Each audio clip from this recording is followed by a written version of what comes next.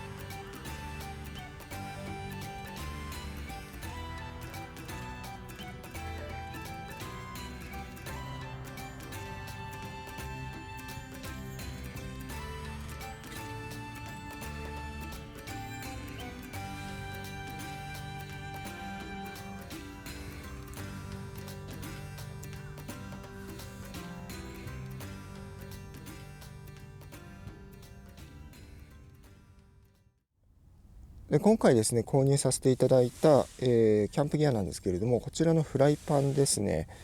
17センチぐらいの、鉄のですねフライパンなんですけれども、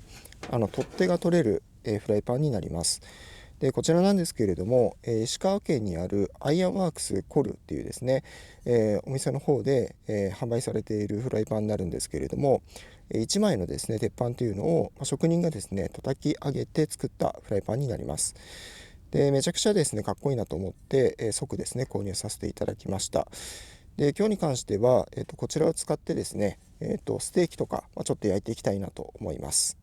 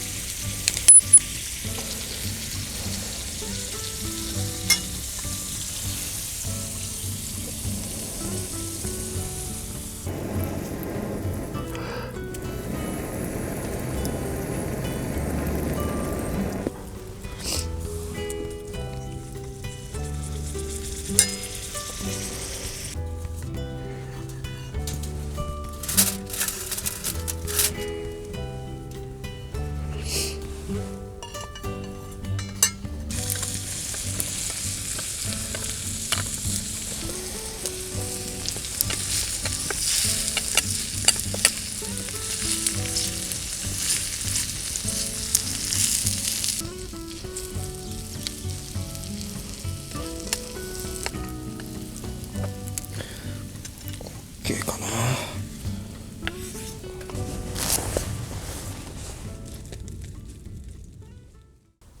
じゃあできたのでちょっと食べてみたいと思います。ステーキは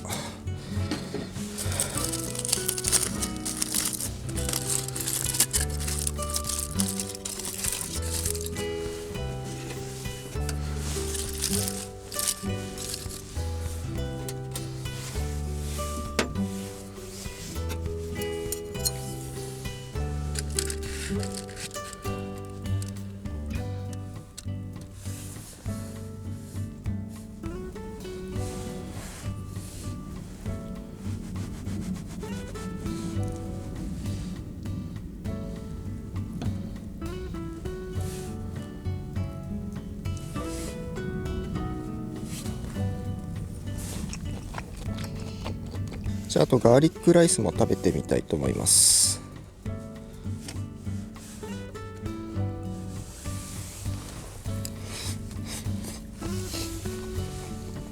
うまい。